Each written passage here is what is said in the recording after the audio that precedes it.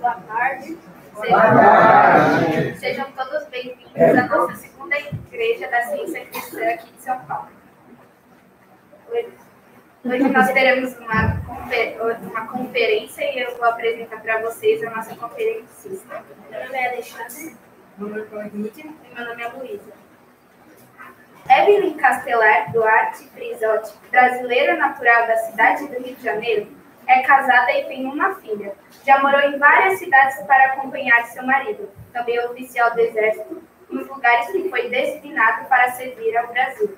Conheceu a ciência cristã na infância e frequentou a escola dominical Igreja da Ciência Cristã, o que foi fundamental para sua caminhada de compreensão mais sobre Deus, sobre as obras de Jesus e sobre ela mesma. Sua gratidão profunda por seus pais, mesmo com convicções na época diferentes, permitirem que ela frequentasse a escola dominical, uma expressão de respeito e amor que a inspira em suas atividades. Isso já aconteceu comigo. Com a gente e com outras crianças também. Nos estudos, optou pela carreira de tecnologia da informação. É pós-graduado em sistemas de redes de computadores, com especialização na área de segurança da informação, auditoria e gestão de pessoas. O valor dado à educação a estimulou a complementar seus estudos, dedicando-se ao curso de mestrado em educação. Também na área profissional, foi oficial do Exército Brasileiro e professora universitária. O amor a Deus e a causa da ciência cristã a impeliu servir a humanidade como praticista da ciência cristã, engajando-se em outras muitas atividades. Hoje, Evelyn serve a causa da ciência cristã, também como professora ministrando o curso primário de ciência cristã no Rio de Janeiro e como conferencista. Muito obrigada e aproveite bem a palestra. Tchau.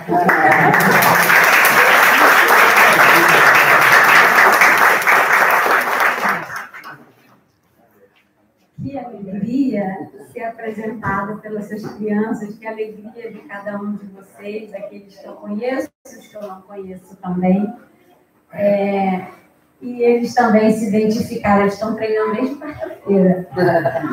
E eles se identificaram, porque eu comecei na escola dominical, os meus pais não frequentavam a Igreja da Ciência Cristã, mas de uma forma tão amorosa me permitiram. A nossa palestra de hoje vai falar sobre a cura cristã. Quem aqui já ouviu falar das curas que Jesus realizou? Todo mundo? Se alguém não ouviu, depois a gente conta. Mas todo mundo ouviu falar de Jesus e de suas curas? Sim. Todo mundo ouviu falar depois que os seus discípulos também curaram? Pedro, né, tão famoso Pedro. Quem ouviu depois sobre os seus apóstolos? O famoso Paulo, apóstolo Paulo, que também curou, que levou o cristianismo por todo o mundo. E o que aconteceu com a cura cristã? Com a cura que eles efetuavam?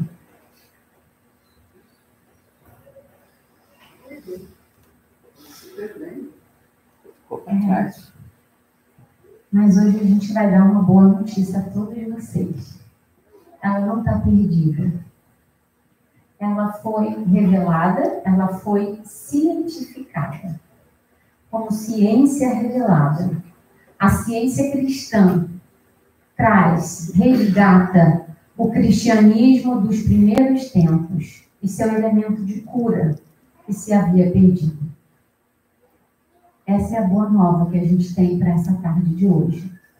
Que cada um de nós possa dispor o coraçãozinho e dispor, né, estar receptivo o coração para as ideias que a gente vai poder abordar hoje aqui na conferência. E dispor o coração muitas vezes significa desconstruir conceitos que a gente traz. E se a gente pensar em Moisés recebeu a mensagem: dispõe-te, mas ele achava que não era capaz. Mas ele foi, se dispôs. Quando faltou água, ele não era uma lógica humana, porque o dispor-se é obedecer a Deus, e realmente comprovar o poder de Deus. Quando faltou a água, a lógica era cavar no chão. E onde que Moisés teve que bater? Na pedra. Dispor-se não é necessariamente seguir uma lógica humana. Josué também teve que dispor-se a levar o povo, né, para a terra prometida. Jonas, o profeta, ele também precisou se dispor para ir a um lugar chamado Nínive, que era um lugar da Síria que tinha destruído o país dele. Ele tinha que levar uma mensagem de redenção, uma mensagem da misericórdia de Deus. E está lá na Bíblia, dispõe-te e vai a Nínive. Então, dispor-se, gente, cada um de nós aqui se dispondo hoje, né, a perceber o que a ciência cristã nos oferece. Pode muitas vezes significar desconstruir conceitos, pode significar a gente não seguir uma lógica daquilo que a gente aprendeu, parecer ser a lógica correta. Mas dispor-se significa, né, estar realmente livre para ouvir, para sentir essa presença dessas ideias que fazem toda a diferença na nossa jornada. Então, está todo mundo disposto? Ih, tá aí, não estou gostando do microfone, tá fraco. Está todo mundo disposto? Sim. Então, agora a gente pode começar a palestra. Muito obrigada por estarem aqui, pela presença.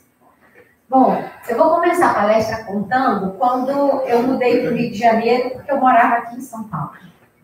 Tempo bom. Ganhei uma família linda, que eu amo verdadeiramente, sou muito grata por ela, mas eu precisei ir para o Rio de Janeiro, lá tem outra família. Na verdade, somos uma família só.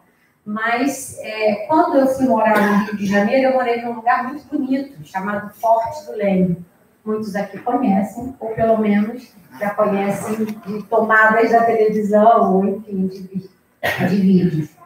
E quando eu fui morar lá, a gente sabe, quem já mudou conhece bem como é a vida, uma mudança, caixas e caixas.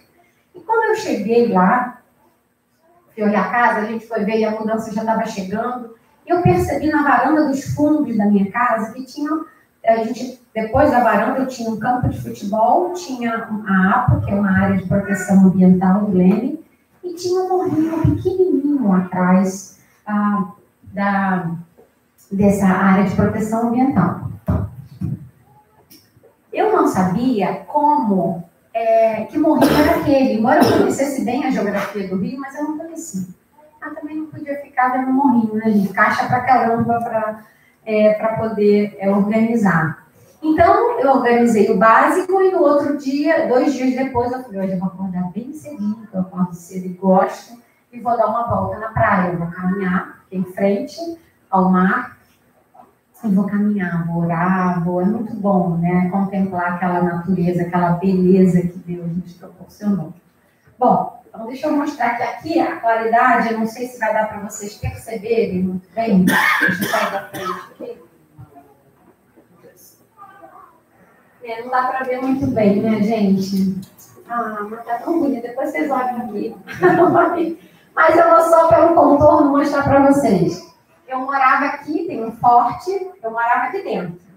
Então, essa é uma visão da praia. A Praia do Leme, ela é a extensão da praia de Copacabana. Olha só, essa aqui é a vista do Leme. Então, eu seguindo aqui, eu tenho praia de Copacabana. Então, eu caminhei até aqui. Quando eu voltei para ir para o Leme, o que eu percebi? Que aquele morrinho pequenininho, sabe o que era, gente? Aqui dá para ver mais ou menos, aqui a Copacabana, era o Pão de Açúcar. Olha o tamanho do morro. Mas eu não via da minha varanda. Eu não identificava da minha varanda o Pão de Açúcar. E isso me trouxe uma inspiração para eu começar a refletir, né? Porque conforme eu fui caminhando, ia mudando, tá vendo? Aquele já parece menor e mais para o canto. Até que eu subi, até quando eu cheguei na porta do Forte do Leme, que eu percebi, olha como é que eu vejo. Olha como é que eu vi, ó, cada um pode ver. Pequenininho, muda completamente a minha percepção. Mudou completamente. E depois eu ainda subi no Forte do Leme, que tá aqui, que não tá muito escuro, não dá para ver, e eu percebi um cenário completamente diferente, que não era nem pequeno, nem muito grande, mas a distância real e o cenário real. Bom, isso me fez pensar quantas vezes eu estava assumindo um ponto de vista que não me dava, na minha vida, que não me daria o cenário real, que não me permitiria ver o cenário real. E isso me fez adotar outros pontos de vista na minha caminhada.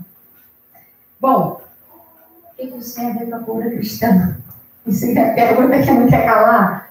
Porque hoje nós vamos correlacionar o ponto de vista espiritual a partir da presença de Deus, que nos permite ver o panorama real do existir, com os pontos de vista limitados que não nos permite ver. Embora não nos permite ver o panorama real, embora o panorama real esteja presente. O Pão de Açúcar estava ali o tempo todo, mas eu não via. Eu não conseguia perceber, mas ele estava ali. Ele não estava escondido. Mas aonde eu estava posicionada, eu não conseguia perceber. Então, nós vamos hoje fazer essa correlação de como nós, esse posicionamento que é mental, como que nós, a partir desse posicionamento, podemos perceber o cenário real do existir. A partir da consciência da presença de Deus. Nós vamos fazer isso fundamentados pela ciência cristã, pelos ensinamentos da ciência cristã. É interessante a gente falar sobre como a ciência cristã chegou para a gente, porque às vezes quem nunca ouviu falar da ciência cristã pode pensar, deve ser mais uma coisa aí que é mais uma história, mais uma maneira, né, que apareceu aí, que a gente não sabe como aconteceu. Não, a ciência cristã não é mais alguma coisa. A ciência cristã é a ciência do cristianismo. É a ciência que revela Deus e o homem inseparáveis e eternos. Que traz a ciência do cristianismo. A ciência cristã foi descoberta por Mary Baker Eddy. Ela não foi inventada, ela foi descoberta. Porque havia sido, durante muito tempo, por várias questões, maculada, ou mesmo encoberta. Ou seja, por não compreender, ou seja, por outras questões, mas a cura cristã parecia estar perdida, ou encoberta. Mas a ciência cristã, que Mary Baker Eddy descobriu, ela trouxe à luz a esse fato que a cura cristã está presente para cada um de nós agora. Bom, e como é que chegou a ciência cristã? Ela não chegou, inventou e saiu escrevendo. A ciência cristã, ela foi descoberta por Mary Baker Eddy, veio a partir dessa compreensão e demonstração, comprovação. Por quê? Mary Baker Eddy, ela cresce com uma saúde, né, bastante com dificuldades na saúde e uma saúde frágil. Mas ela cresceu numa família que se dedicava à igreja, que conhecia muito bem a Bíblia. E Mary Baker Eddy sempre se apegou, sempre buscou a Deus, né, no conceito de Deus como amor. Isso fazia ela ir adiante, avante, além dos conceitos tão comuns naquela época. Conceitos tipo, uns nascem para sofrer e outros não. Mas Deus é amor, era assim que ela raciocinava. E Deus como amor, ela não podia aceitar aquele sofrimento, aquela saúde frágil, como algo que Deus tivesse estabelecido. Então ela continuou, ela buscou durante toda a sua jornada a cura, sistemas de cura. Ela pesquisou e passou por diversos sistemas de cura, mas não encontrou nada que fosse satisfatório, nada que fosse constante e efetivo numa prática sanadora. Até que aos 44 anos, isso a gente pontua no ano de 1866, ela sofre um acidente no gelo e ela foi atendida pelo médico e diagnosticada com ferimentos internos graves, lesões graves internas. Bom, 2 dias de sofrimento intenso, é que ela pede que alguém trouxesse a Bíblia para ela, porque ela sempre se apoiou na Bíblia. Ela sempre amou, né, a Bíblia. E ela, quando recebe a Bíblia, ela abre na cura de Jesus, quando Jesus cura um paralítico. E ali, ao ler esse trecho, ela se percebe instantaneamente curada. E aí eu posso perguntar a vocês, foi só a leitura do livro? Não, porque ela já tinha lido antes, ela conhecia muito bem antes. Não foi a leitura simplesmente das junções de palavras, mas foi o que Mary Baker Eddy captou. Foi o que ela captou da realidade espiritual. Ela teve o vislumbre da presença de Deus, da vida harmoniosa que está em Deus, não na matéria, não no corpo material. E captar esse vislumbre da presença de Deus, quando a gente se estabelece, quando a gente capta o ponto de vista a partir da presença de Deus, a gente vê o cenário real do existir, o panorama luminoso do existir. Ou seja, ela estava curada. E aí vem um elemento muito importante, o amor à humanidade, porque ela falou, me curei, ela podia falar, beleza, né? Então agora eu estou bem, vamos continuar a vida. Mas ela se dedicou a buscar o princípio que garantia aquela cura. Esse princípio, porque essa cura vinha acontecendo. Quantas curas aconteceram ao longo da Bíblia? Então, se ela compreendesse o princípio, poderia continuar vivenciando a cura. E ela ficou 3 anos estudando a Bíblia. E cada vez que ela ia compreendendo mais, ela ia praticando, demonstrando, comprovando que ela estava compreendendo, e isso aprofundava e compreendia mais. E ela diz, a cura foi instantânea, mas a compreensão foi se desdobrando ao pensamento de Mary Baker Eddy. E cada compreensão, cada demonstração, porque outras curas foram efetivadas e efetuadas. Então, assim, ela faz uma das coisas que eu sou imensamente grata, que é a conexão da palavra inspirada da Bíblia com a prática sanadora, tanto do pecado como da doença. Por que essa conexão? Porque até então, muitas vezes, se lia a Bíblia, se sabia da Bíblia, não, se lia a Bíblia, sabia da Bíblia, mas e a prática sanadora?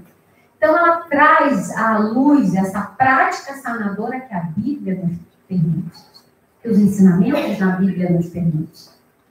E é muito interessante a gente também pensar a palavra inspirada da Bíblia. A Bíblia tem histórias, a Bíblia tem, né, uma série de relatos, mas a gente está falando daquela ideia inspirada, daquele senso espiritual, daquela supremacia de Deus sobre todas as condições que são desarmoniosas. Então, ele estabeleceu essa conexão com consciência do panorama luminoso do existir, sobre a realidade. E ela começa a escrever tudo sobre essa ciência, e ela nos escreve, depois de 9 anos, ela escreve Ciência e Saúde com a Chave das Escrituras. E ela fez muitas revisões até perceber que ele estava pronto para ser, de uma forma completa, para ser lido, para ser compreendido e para ser aplicado. A gente pode ler sobre o Ciência e Saúde, que eu gosto muito, que está essa descrição. Ciência e Saúde com a Chave das Escrituras. Fala ao coração e ao raciocínio.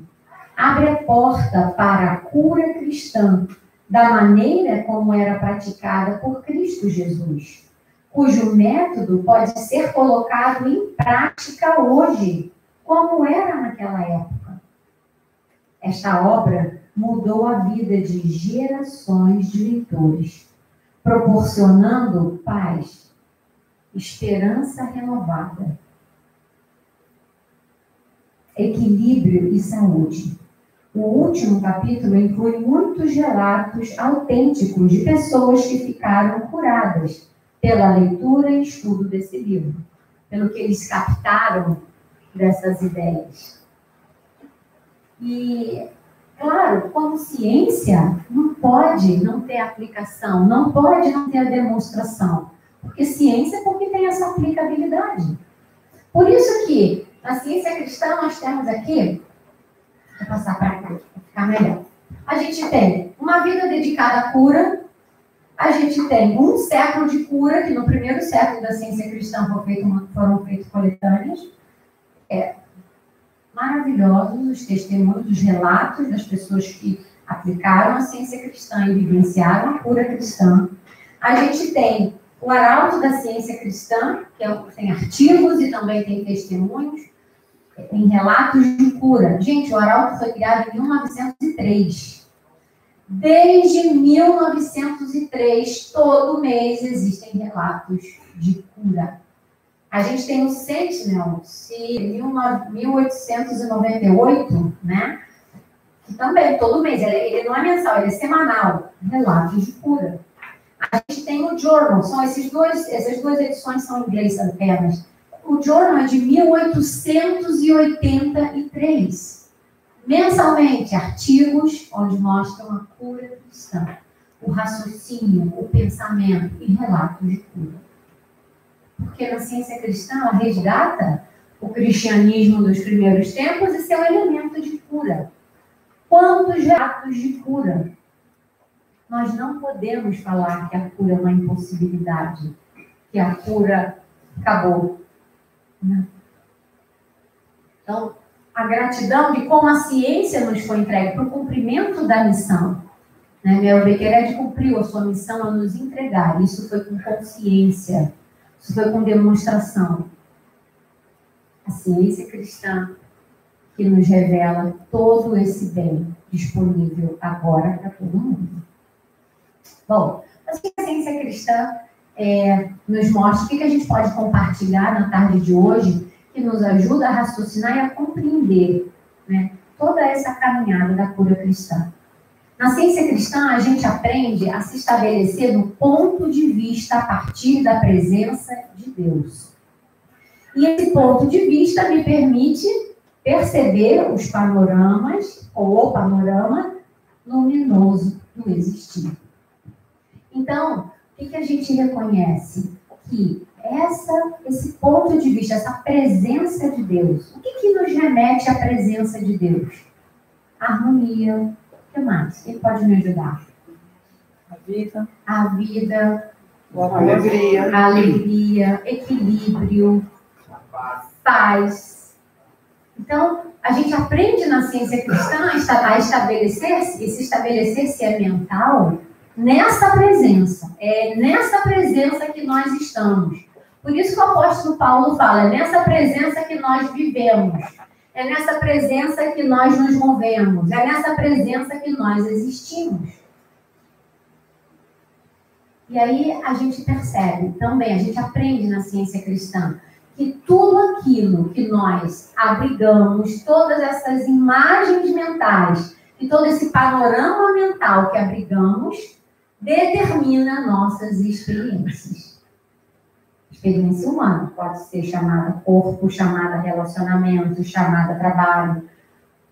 Tudo é definido por essas imagens mentais que abrigamos. E essas imagens mentais não são figuras geometricamente definidas. Imagens mentais são essas ideias, essas concepções, essas percepções que abrigamos sobre nós mesmos, sobre Deus, sobre toda a humanidade. Por isso que nunca está no outro, está sempre naquilo que nós abrigamos. Por isso que também o apóstolo Paulo nos fala, não vos conformeis com este século, mas transformai-vos pela renovação do outro, da vossa mente. Então, eu preciso reconhecer em Jesus e falar, vigiai e orai. Vigiai para estar consciente da verdade, das imagens da realidade, do panorama luminoso do existir. E esse panorama foi desenhado, delineado pelo arquiteto. O arquiteto Deus. O arquiteto e edificador. E esse panorama é perfeito. Esse panorama é completo. E todos nós estamos nesse panorama. Podemos nos reconhecer nesse panorama luminoso do existir. Bom, mas para que a gente possa se estabelecer na presença no reconhecimento da presença de Deus, eu preciso conhecer um pouco mais sobre Deus. E ter o conceito correto. Então, a senhora Ed, ela descobriu na Bíblia sinônimos para Deus. Que não é uma questão de dar outras palavras para Deus, mas é uma questão do campo de ideias, como a gente percebe Deus na sua totalidade. Como a gente está falando de paisagem, a gente pode falar o 360, né? 360 graus, essa visão completa sobre Deus. Então, a senhora Ed nos mostra, Deus é o princípio. E princípio com essa lei, essa ordem perfeita, e que tudo que emana desse princípio é perfeito, é harmonioso, princípio perfeito e todas as ideias perfeitas. Princípio perfeito, universo que inclui o homem perfeito. A senhora Ed nos mostrou Deus como a mente divina, não o cérebro, mas a mente, o arquiteto e o edificador do universo, essa inteligência suprema. A senhora Ed nos mostrou também como o espírito, como a alma, como a vida, Deus como a verdade e como o amor. Bom, e o que isso nos ajuda no nosso raciocínio? A mantermos conscientes das imagens reais. A gente pode começar a ver o desdobramento dessas ideias. Por exemplo, Deus é infinito. Todo mundo concorda com isso. Deus é infinito. Deus é a vida. Então, a vida é infinita. Deus é o espírito. Então, a vida é espiritual e é infinita. Deus é o princípio. Então, a vida que é espiritual, que é infinita, é regida pelo princípio divino. Perfeito, harmonioso, completo. Então, a gente começa a pensar, e a gente? O que a gente tem a ver com isso? Porque nós somos a ideia, nós refletimos Deus, somos a ideia da mente. Então, se a vida é infinita e perfeita, a minha vida é infinita e é perfeita e é espiritual. Porque eu sou uma imagem de Deus, eu estou em Deus, eu vivo nele, sou constituído dele. Eu sou constituído de vida infinita. Eu sou constituído de eternidade. O homem e o universo. Então a gente começa a ter outras imagens, a gente começa a ter uma outra percepção sobre nós, sobre o universo e sobre toda a humanidade. E se eu abrir essas imagens mentais, eu vou ter uma outra experiência. A minha experiência é mudada. Muito mais harmoniosa, com o senso de ser completa, perfeita. E aí a gente ainda tem mais. Essa obra que nós somos, obra completa, perfeita, irretocáveis, a gente tem um selo de excelência. Está na Bíblia. Lá no Gênesis que diz: viu Deus tudo quanto fizera, e eis que era muito bom. Essa é a realidade do nosso existir. Essa é a excelência do nosso existir. É tudo muito bom. E quem é que veio nos mostrar essa realidade tão prática, tão maravilhosa da presença de Deus e da realidade das suas ideias? Jesus. Jesus nos mostrou. E por que ele veio nos mostrar? Porque nós estamos prontos para entender. Prontos para captar. E por quê? Eu pergunto a vocês, se alguém aqui aceitaria ensinar matemática diferenciada para uma criança, para um bebezinho de 2 meses? Ali fora? Não. Por quê? não captaria o que precisava captar. Mas ele veio nos mostrar, porque nós estamos prontos. Então já elimina um conceito, eu não estou pronto, quem sou eu? Falta muito para mim. Jesus nos mostrou porque estávamos prontos. E aí a gente aprende também na ciência cristã sobre o senso espiritual. E o que é o senso espiritual? É essa capacidade consciente e constante de se compreender a Deus. Eu até brinco com as crianças CCCD. A capacidade consciente, todos nós temos, está consciente e é constante. Nós nunca perdemos essa capacidade de compreender a Deus. Se eu compreendo a Deus, qual é a imagem mental que eu abrigo da verdade? Então, se essa imagem que eu abrigo, qual é a minha experiência? Harmoniosa, plena, perfeita. Sejam bem-vindas. Então, o que a gente pode naturalmente reconhecer? Que todos nós estamos prontos para seguir o caminho, para seguir os ensinamentos de Jesus. Não tem ninguém a quem. Todos. É universal. Essa universalidade Jesus nos mostrou. Todos nós.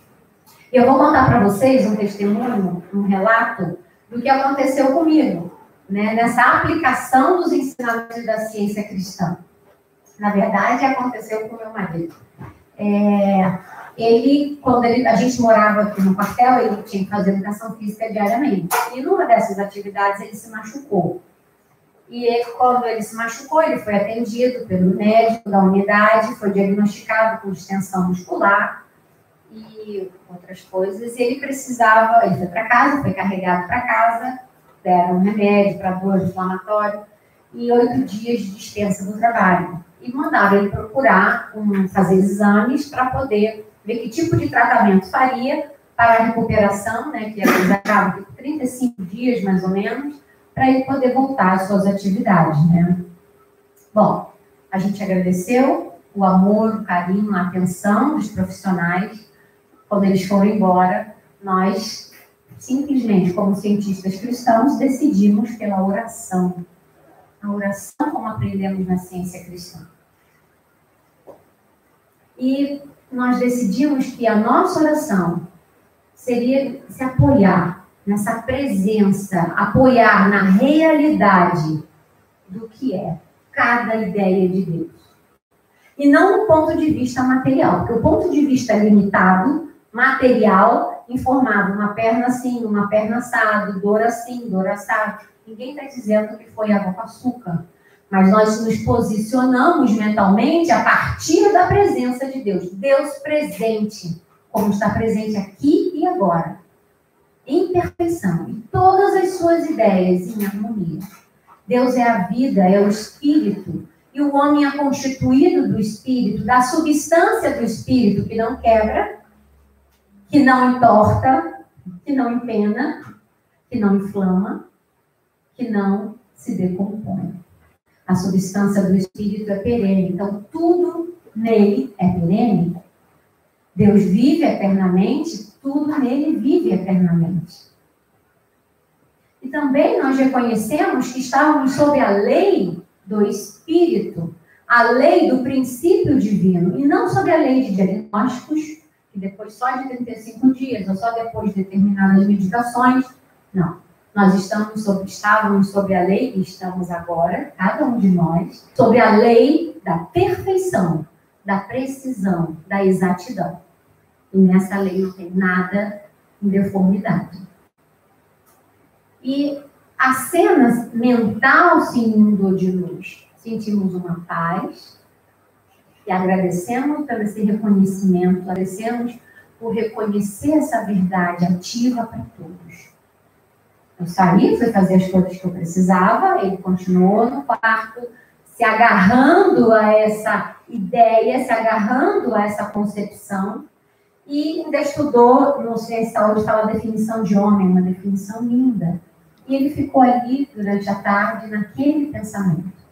Bom, no dia seguinte, ele acordou, botou a farda e foi trabalhar. E eles ficaram, nossa, o que o senhor vai fazer aqui? Ele falou, porque eu estou bem para mim.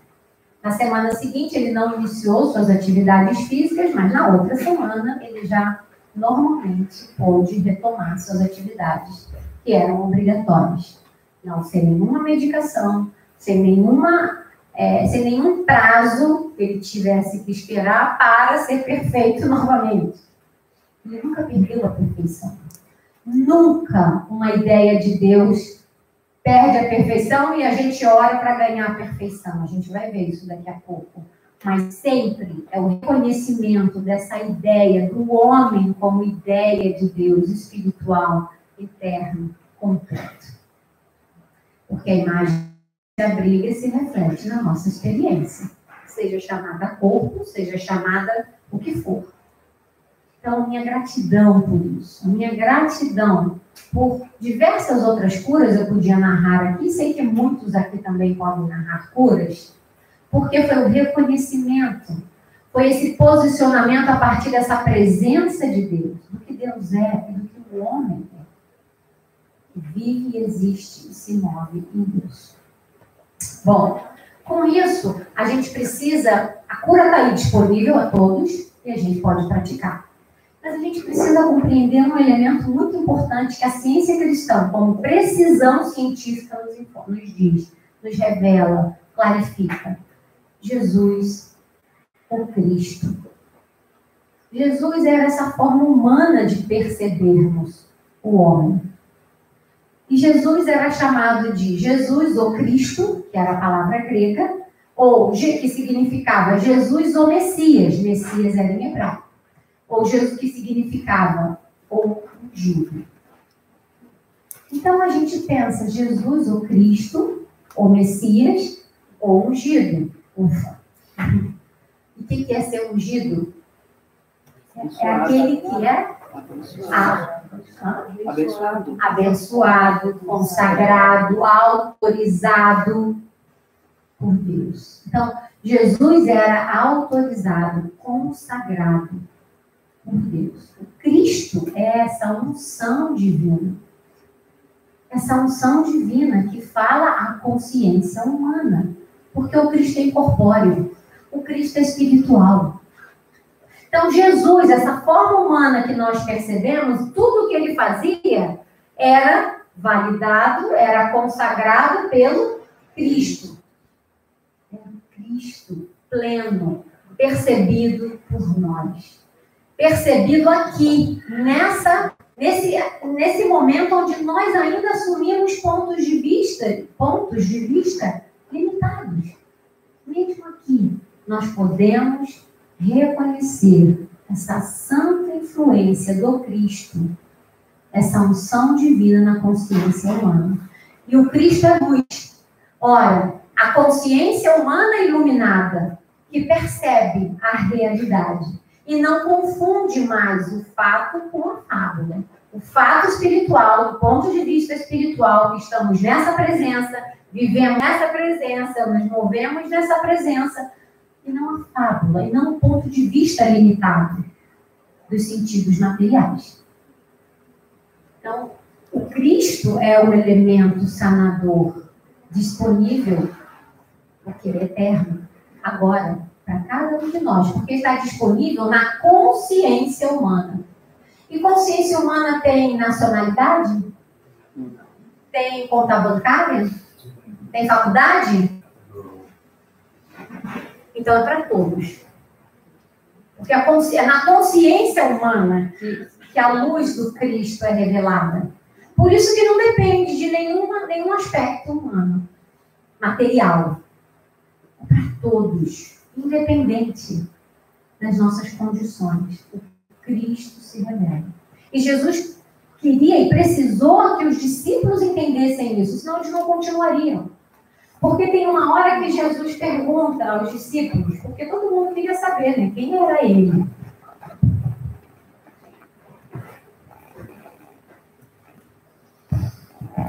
Então, aqui em Mateus, a gente lê Jesus perguntando aos discípulos, quem diz o povo ser o filho do homem?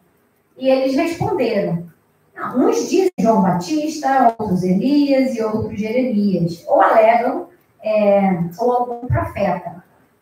E aí Jesus perguntou, mas vós, quem dizeis que eu sou? Respondeu Simão Pedro e disse, tu és o Cristo, o Filho do Deus vivo. Então Jesus lhe afirmou, bem-aventurado és, Simão Barjonas, porque não foi carne e sangue que tu revelaram, mas meu Pai que está nos céus. Não foi um ponto de vista limitado que fez você ver essa verdade, mas foi essa percepção espiritual de que era o Cristo, essa influência divina na consciência humana que realizava e ungia a consciência humana para que víssemos o cenário real. Eles precisavam entender isso. E a senhora Eva escreve sobre isso lindamente no Ciência e Saúde, quando ela fala.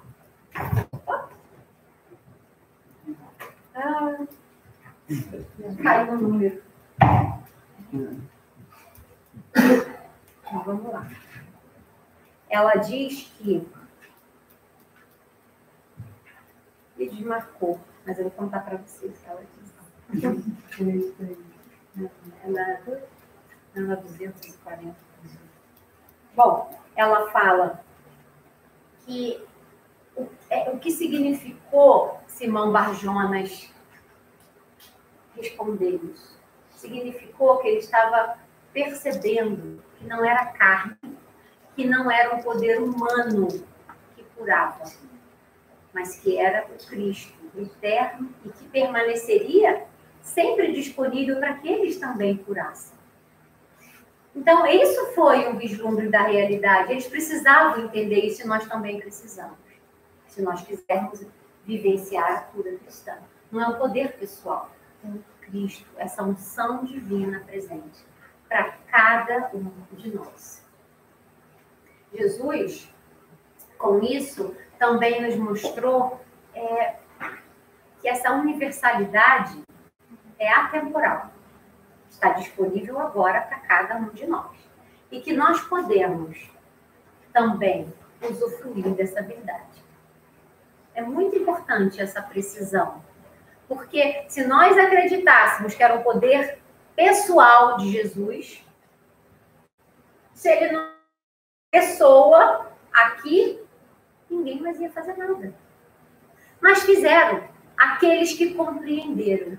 E nós vamos fazer também. Que é o nosso direito, usufruir dessa realidade espiritual, desse panorama luminoso do existir. Isso, naturalmente, vai influenciar como a gente compreende a cura cristã.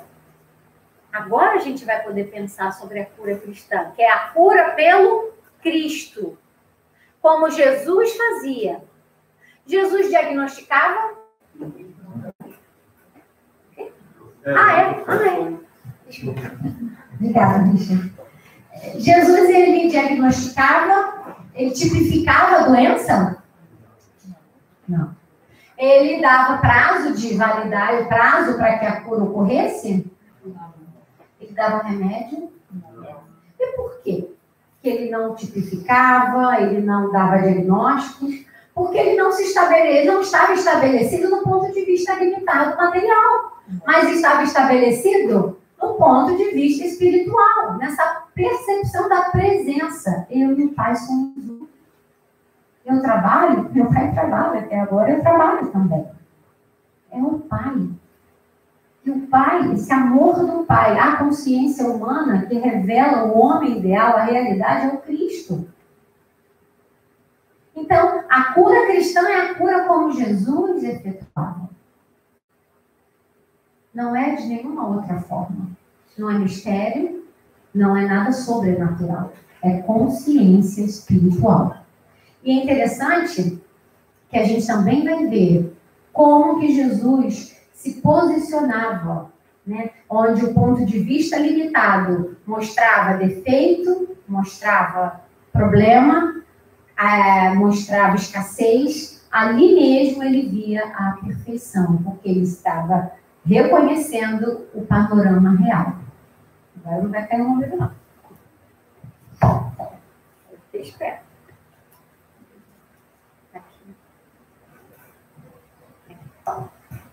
No capítulo Recapitulação. Jesus reconhecia na ciência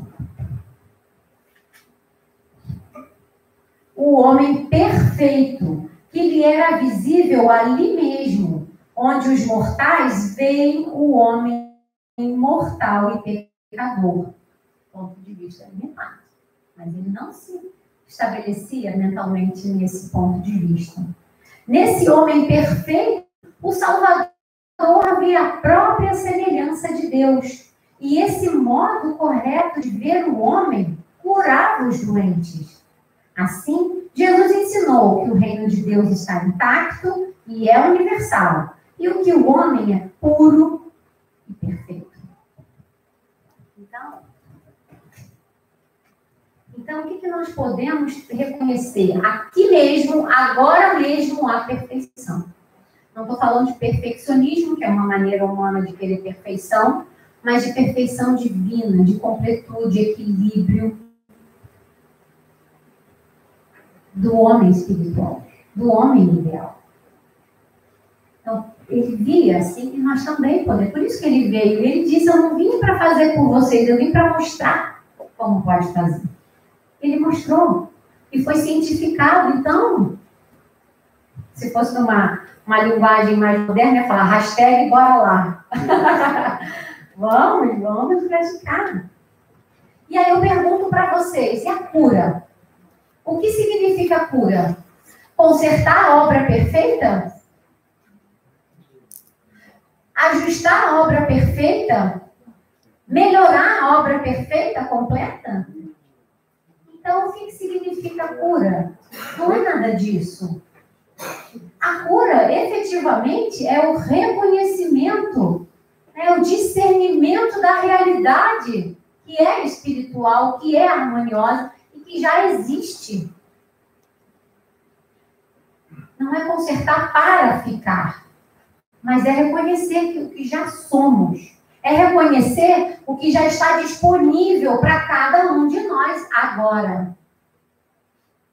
Então, a cura pode ser até um ajuste na maneira que a consciência humana está percebendo a situação, o homem e o universo. Mas jamais um ajuste na obra de Deus. Quando eu fui orar, a gente foi orar, eu e meu marido, a gente estabeleceu no pensamento, a gente não vai orar para consertar a sua perna. A gente vai orar para reconhecer a realidade espiritual. É isso que o cientista cristão faz. Aqui no capítulo, no prefácio do Ciência e Saúde, a senhora descreve: a cura física pela ciência cristã resulta hoje, como no tempo de Jesus, da operação do princípio divino, ante a qual o pecado e a doença deixam de ter realidade na consciência humana e desaparecem tão natural e tão necessariamente como a escuridão dá lugar à luz, e o pecado cede à reforma. Hoje, como outrora, essas obras poderosas não são sobrenaturais, mas supremamente naturais. São o sinal de Emanuel, ou seja, Deus conosco. Uma influência divina sempre presente na consciência humana, que se repete vindo agora, como fora prometido antigamente. Então, é na consciência humana, não é mudar aquele conceito que chamamos do que é material. Porque aí vem uma grande dúvida, como é que a gente ora e conserta a matéria? Porque, na realidade, a oração, a gente vai falar disso agora, esse reconhecimento, esse cenário do panorama luminoso do existir, é essa imagem mental da realidade.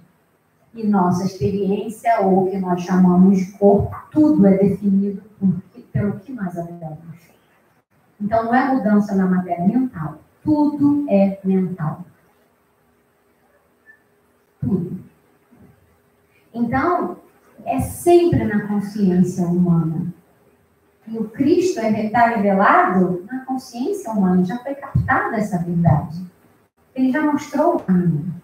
Basta um coração puro, basta um coração receptivo a essas verdades, para que a gente possa vivenciar a cura cristã. Está revelada, não é mistério, é uma possibilidade presente, cada um de nós. E isso naturalmente vai mudar a nossa maneira de orar. Por quê? Porque eu não vou orar para consertar, eu não vou orar para melhorar. Eu vou orar para reconhecer essa realidade, para reconhecer a verdade, para me posicionar. Esse posicionamento, novamente, é mental, do quadro mental sobre o existir. Esse ponto de vista espiritual é se estabelecer, estar consciente do ponto de vista espiritual a partir da presença de Deus. Deus sempre presente, onipresente, onipotente. Então, a senhora Ed, ela fala que pontos de vista incorretos rebaixam o padrão da verdade. O ponto de vista da minha varanda transformou o pão de açúcar num morrinho desse tamanho. E o nosso posicionamento mental sobre conceitos que nós aprendemos ao longo da nossa educação, sobre a nossa existência, sobre quem nós somos, é uma educação de limitação. E nós aceitamos isso. E aí a gente rebaixa o padrão da verdade. Aí parece que a gente é imperfeito, parece que a gente é incapaz, que a gente é infeliz, que a gente tem que sofrer. Isso não é a lei de Deus. Isso não é a verdade de Deus para os seus filhos. Na Bíblia a gente mostra a supremacia do bem, da liberdade, da saúde, do suprimento, sobre todas as carências. Então, essa é a oração na ciência cristã. Bom, a gente também aprende na ciência cristã a pensar sobre uma ideia que traz muita confusão. O pedir. O pedir traz uma estrutura mental de uma base errônea, uma base limitada. Porque se eu peço, é porque eu estou me sentindo na falta ou com problema e preciso daquilo para me sentir completa ou perfeita. E essa é a base do pensamento?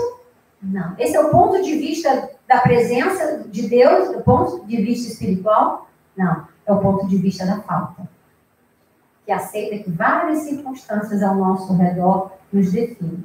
Quando nunca nós já somos definidos com excelência de qualidade. Viu Deus tudo o que Ele fez. Cada um de nós. E desde que era muito bom.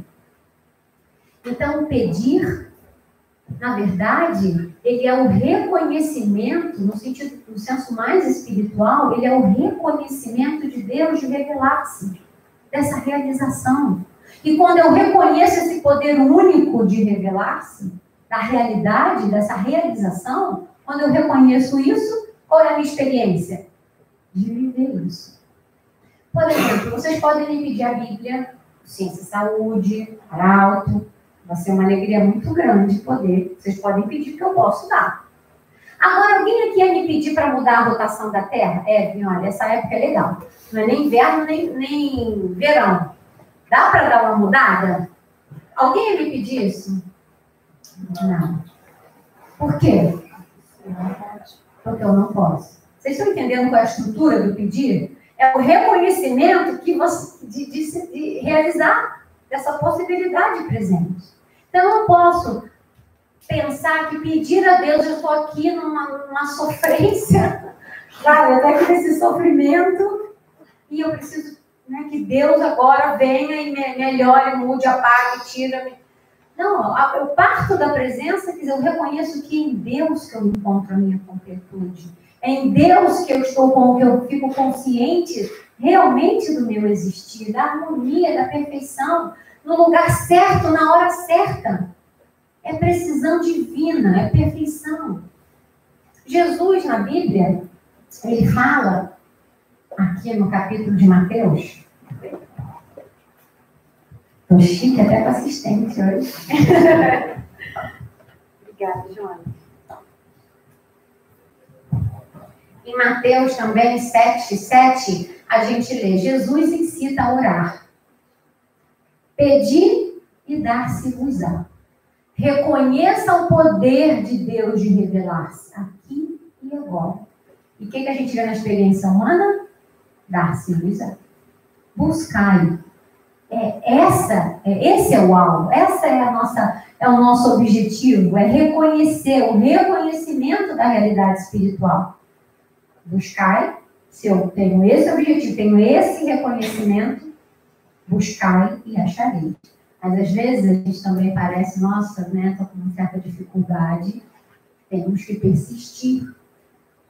Batei, reconhecer que Ele é o poder, Ele é a realidade, Ele é o Criador do universo de cada um de nós. Ele é o empregador, Ele é o sustentador, Ele é o arquiteto e o edificador do meu existir, da minha estrutura. Buscai, batei e abre-se-vos-á. E você, na sua experiência humana, pode vivenciar essa realidade. Então, às vezes, a gente fala, mas está escrito. Você está entendendo o senso espiritual do que está escrito? A prática, a conexão prática, como a senhora Edmonds deu na ciência cristã, de compreender essas posturas mentais que definem, que têm consequências, que têm uma proporcionalidade com as nossas experiências? Sim, na ciência cristã a gente aprende. Um outro aspecto na oração também que a ciência cristã nos mostra, não orar por um resultado. Ali, né, aí pegou pesado, né? Porque a gente quer orar por um resultado, claro que a gente sempre quer o bem. Mas nós temos uma pretensão de informar a mente infinita, a inteligência suprema, o que eu preciso, o que eu estou precisando. E pior, né? A gente ainda quer do nosso jeito, na nossa hora. Isso faz sentido? A gente não pode ter esse tipo de postura, porque isso não tem uma ação, isso não tem o efeito sanador. Mary Baker Eddy, ela realmente, por essa revelação, por tudo que ela trouxe ao mundo, essa luz que ela trouxe ao mundo, ela foi muito, vou dizer perseguida, mas ela teve muitos desafios, porque ela mexeu com as estruturas, né, sociais, religiosas, na imprensa, e isso trouxe a ela desafios. Um deles foi que ela sofreu um processo, e que num determinado momento eles acusavam que ela não tinha sanidade para gerir todas essas atividades. A igreja, os periódicos, uma mulher que escreve um livro, né, que tem curas, que funda uma igreja, né, que traz, né, que movimenta milhares de pessoas, né, que reconhecem e encontram a cura cristã. Bom, e nesse processo, ela convida alguns alunos, não era verdade que ela não tinha condição de gestar, de ter essa gestão dos negócios, de tudo que ela era responsável. Então, ela convida os alunos a não orarem os mais próximos, os praticistas, que são pessoas que apoiam o outro pela oração, que sabem que o poder não é da gente de curar, mas é essa consciência do Cristo, do que o Cristo nos revela, essa capacidade, né, de reconhecer a realidade. E ela convida eles a orarem, mas não por um resultado, mas para reconhecer que a mente divina é que vai nortear, que nortearia todo o resultado. Era a mente divina, a verdade, que daria o veredito. Não orassem para que acontecesse isso ou aquilo, porque é uma tentação a gente querer um resultado. Reconheçam que a mente divina, esse princípio em ação, que rege o universo em harmonia, que traz harmonia, o que é justo, o que é puro, para cada um de nós. Bom, foi determinada uma equipe, né? E essa equipe foi formada de várias pessoas, dentro da sociedade, eles foram visitá-lo. E eles saíram de lá com uma boa impressão e falando nunca conhecer alguém tão inteligente, tão sagaz, tão viva, com tanta, né, clareza das coisas. Então, essa descrição deles em relação ao Sr. Ed fez com que nem fosse ao tribunal essa causa, né, a corte. Isso errou, porque não era realidade, não era verdade. Então, não precisa orar para que na corte fizessem alguma coisa. Olha, né? Na verdade, o reconhecimento é que a mente é que governa, a verdade é que é soberana, é que deu esse encerramento do caso. Não orem por um resultado, mas por essa confiança irrestrita no poder de Deus, de agir que governa o universo de cada um de nós. Jesus também, ele orava, a senhora Ed fala, as suas orações eram profundos e conscienciosos protestos a favor da verdade. Não contra, a favor. Porque se eu me estabeleço na verdade, eu tenho uma clareza do que não é verdade. Né? Se eu falo para vocês, nossa, essa flor amarela é linda, vocês sabem a verdade. Eu preciso ficar, gente, ela não é vermelha. Eu não preciso, vocês sabem que ela é amarela. Saber a verdade nos dá clareza e discernimento para a gente reconhecer o que não é verdade. E tem um trecho também no Ciência e Saúde. Nossa, o negócio aí tá bom. Que mostra bem claro a importância de estarmos conscientes da verdade na nossa oração.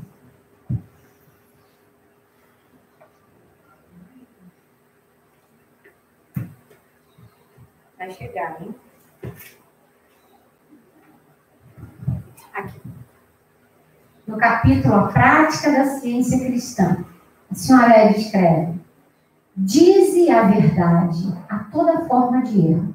Tumores, úlceras, protuberâncias, inflamações, dor, juntas deformadas, que são apenas sombras do sonho dos que sonham acordados. Imagens sombrias do pensamento mortal, que fogem diante da luz da verdade. Diga a verdade a toda forma de erro. Jesus não falava, esse é grave, esse não é, esse aqui tá que dá certo, né? Dona unha dá, nada de cabeça eu já não sei. Dize a verdade a toda forma de erro. Deus é tudo, Deus é a mente, Deus é o espírito, tudo é espiritual, tudo é o reflexo de Deus, da perfeição. E para encerrar, eu vou contar um testemunho onde dizer a verdade mudou toda a história de uma família. Uma amiga minha, e antes é bom a gente ressaltar, dizer a verdade também não depende de onde eu moro, não depende de que segmentos sociais, econômicos, políticos eu tenho. A verdade, ela é universal. Por isso a gente sempre vai ver tudo e todos com a expectativa do bem, com a expectativa do reconhecimento da verdade. Essa minha amiga, ela casou com um muçulmano. E eles tiveram uma filhinha. Quando nasceu, viram que quando ela recebeu a filhinha no parto, o neném tinha as perninhas deslocadas, o quadril totalmente deslocado, encostava na beirinha do berço. Um momento tão sublime, um momento tão lindo, né, que é receber o filho, essa ideia de Deus, e se depara com essa questão. Os médicos vieram, a enfermeira chegou com as radiografias e falou, olha, agora ela acabou de nascer, não pode ter nenhum tipo de tratamento, daqui a 10 dias vocês vão levar numa clínica específica, dela endereço, porque essa clínica que cuida de bebês com essa deformidade. E se vocês não forem, ela não anda. E aí, tá bom, agradeceram. O marido dela, quando eles foram embora, já falou logo, nós vamos nessa clínica. Falou, tudo bem. Mas desde já, eu só reconheço que a minha filha é perfeita, porque ela é, de fato, uma ideia de Deus. E uma ideia de Deus não tem deformidade. Uma ideia de Deus não é imperfeita, mas é perfeita. E nesses 10 dias você vai me ajudar. Você vai me apoiar. Aí ele falou, mas como que eu vou te apoiar? Você vai optar por algo do cristianismo, mas eu tenho outras convicções. E ela disse, eu vou te pedir 3 coisas. Primeiro, não tenha medo. Como é que eu não tenho medo? Amando. Lança fora o medo. Encha o seu coração de tanto amor que você anule essa condição do medo. Aí ele falou, isso eu posso fazer. Amar eu posso fazer. O amor é universal, né? Não é apenas de uma segmentação de percepção de conceitos, né? sobre o conceito, sobre Deus, sobre todas as coisas. Então, tá bom. Segunda coisa, ele falou, veja sempre ela com perfeição. Porque antes de nós percebermos nossa filha dessa forma humana, ela já era uma ideia perfeita. Que Deus não fez imperfeição. Tem até um hino na ciência cristã que fala, Deus nunca fez imperfeição ao modelar o ser. Então não tem ninguém aqui imperfeito.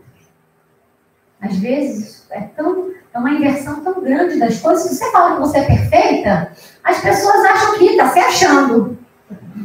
Não, eu me achei mesmo, eu me achei em Deus, me achei na verdade. Né? É uma inversão muito grande. Vai você falar para alguém que você é perfeito. Eu fico quieto, mas eu fico pensando. Fico afirmando isso. E ele disse que naquele momento a mãozinha da neném assim, e aquela coisa mais fofa, o nenenzinho com aquelas unhas quando nasce, pequenininha, né? Ele falou que veio a ideia de uma precisão, né, da obra, ali, tudo bonitinho. Ele disse, bom, com essa precisão, com essa perfeição, eu posso pensar. Ok, então mantenha o pensamento da perfeição sobre ela. Terceira coisa, não fala com ninguém. Porque nós estamos buscando nos estabelecer nessa realidade espiritual, nesse panorama de perfeição, nesse panorama da ideia espiritual. Eu vou ficar falando e tagarelando sobre o ponto de vista limitado? E aí eu acabo me atrapalhando. Aí ele falou, não, isso eu também não posso fazer. Ela falou, então tá bom. Nesses 10 dias eu vou orar. Ela pede ajuda a um praticista da ciência cristã, que tem uma oração, e eles oram, né, nesse reconhecimento da realidade espiritual, da perfeição, que Deus nunca ofertou nada ruim, nada com defeito a ninguém. Né? E ele pede para que ela pensasse ou ponderasse sobre um trecho. Aqui. Não sei se vai dar para vocês verem, mas eu vou lendo, eu queria acompanhar, vou ficar no lugar mais de mim.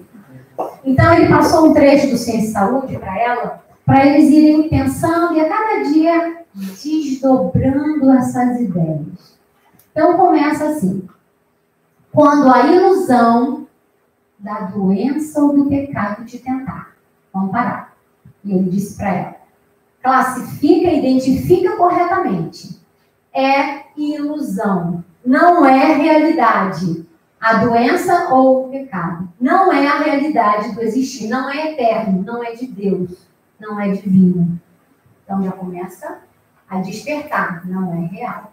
Ou seja, eu não vou pegar alguma coisa que é real e eu tenho que consertar. Não, primeiro não é real.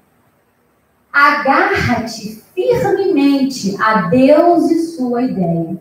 A presença de Deus. O que Deus é. E o que as suas ideias, por reflexo, são. Não permitas que coisa alguma, a não ser sua semelhança, permaneça no teu pensamento. Ou seja, são as imagens mentais que nós vamos manter. E ela diz que o praticista continua. Não deixes que o medo ou a dúvida o obscureçam. Parece que o medo e a dúvida deixam a gente realmente perdidos.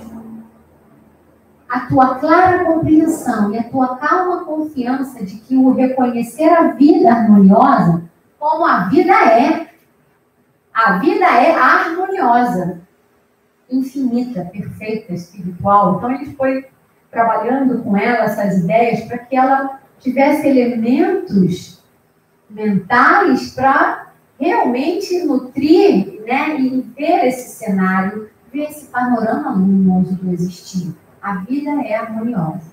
Ah, a minha vida está uma droga. Mentira, a vida é Deus, não está uma droga. Ai, a vida é difícil. Uma vez uma pessoa falou para mim, a vida não é justa. E aí, foi bem claro, não é justo a sua visão sobre a vida. Isso que não é justo. Mas se não é justo, também não tem que permanecer em nós. Então, todos nós temos o direito de ver o que é justo, equilibrado, equitativo. E essa percepção da vida harmoniosa como a vida é, pode destruir toda sensação dolorosa daquilo que a vida não é. Ou toda a crença naquilo que ela não é. Deixa que a ciência cristã, em vez de um senso corpóreo, sustente tua compreensão do existir. E essa compreensão suplantará o erro pela verdade, substituirá a mortalidade pela imortalidade e imporá silêncio à desarmonia mediante a harmonia. Isso calou ela profundamente. Cada dia ela via uma ideia se desdobrando no seu pensamento a partir dessa base. Essa mudança de base. Não é consertar, não era melhorar a filha, mas era a vida é harmoniosa. E tudo aquilo era a ilusão da doença e do pecado. Muitas vezes a gente fala que é ilusão, as pessoas às vezes pensam, poxa, você está em que mundo para falar que aquilo é uma ilusão? Estou vendo. Tá? Não preciso nem discutir. Porque aqui eu vou falar para vocês, eu estava vendo um morrinho pequenininho atrás do Morro do Leme. E era enorme, era Pão de Açúcar. O ponto de vista limitado não nos dá. Engana. A gente não pode se apoiar nele. Não se apoie nele. Bom, os 10 dias passaram. Ela foi ao médico com uma criança e o marido chegou lá. Aquela cena mais difícil, né? Com outras crianças engessadas e tal. E o marido dela começou a ficar tonto. Ela disse, ele começou a ficar branco. Minha única ideia foi tirar ele dali para o jardim. E quando ele chegou, eu falei para ele, não se impressione. Ela foi muito firme. Isso é um elemento muito importante nessa nossa caminhada para a cristã. Não se impressione com os testemunhos dos sentidos. Não se impressione com o que você vê e não se impressione com o que você também não vê. Às vezes a ideia de carência, mas não estou vendo, não é daqui, como é que eu vou ter, não estou vendo na conta, ou não estou vendo esse bem.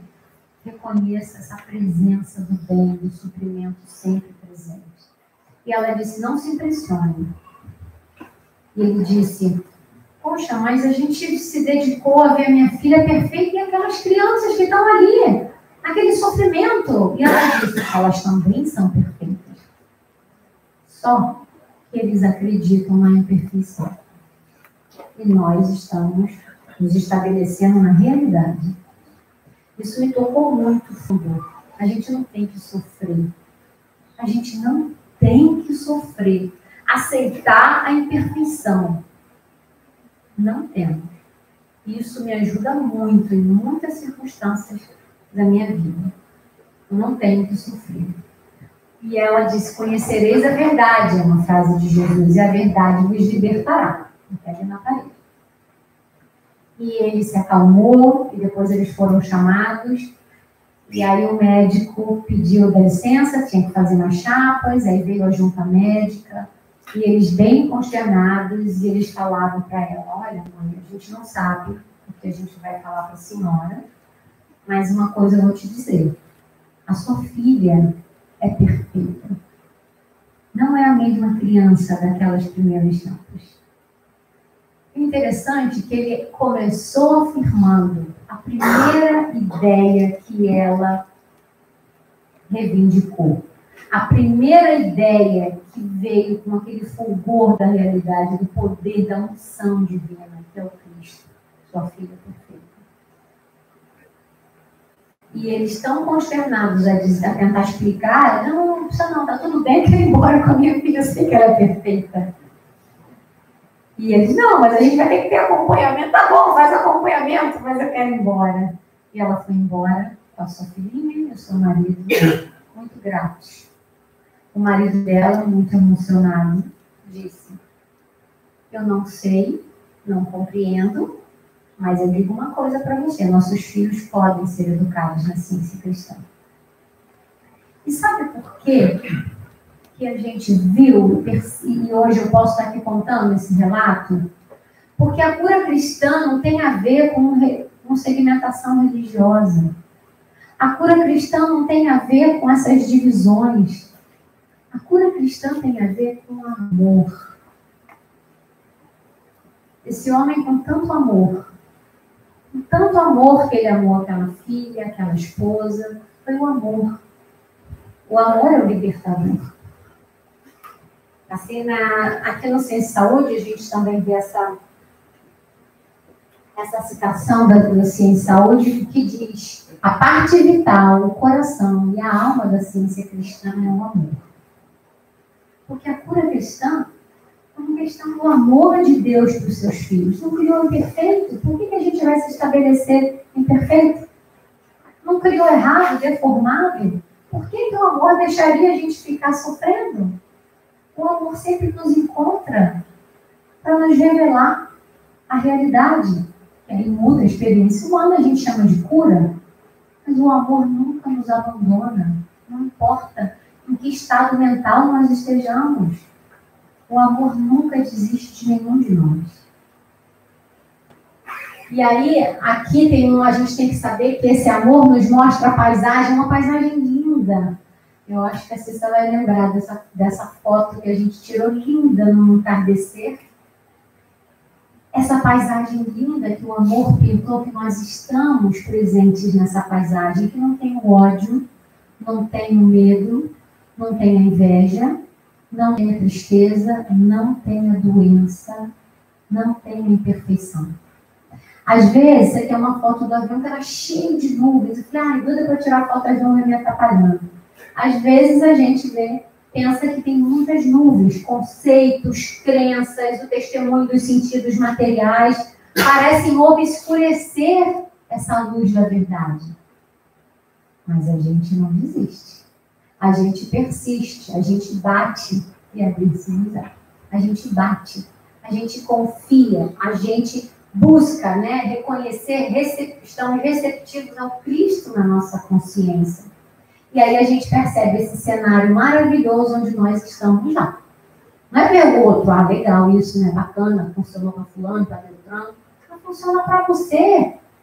Funciona para cada um de nós. Nós fazemos parte desse cenário harmonioso e maravilhoso.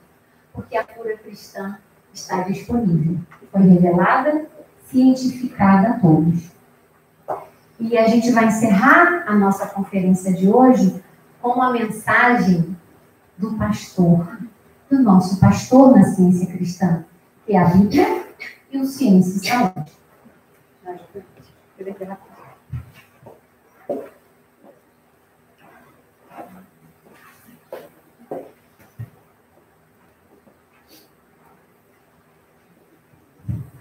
Eu vou ler do livro de Isaías.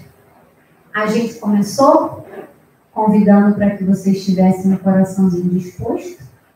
E a gente vai encerrar, mostrando que essa disposição de vocês estarem nessa tarde aqui não foi em vão. Não foi em vão.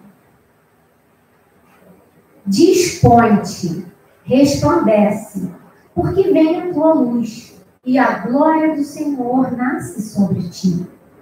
Então, romperá a tua luz como a alva. A tua cura brotará sem detenção. E do Ciência e Saúde.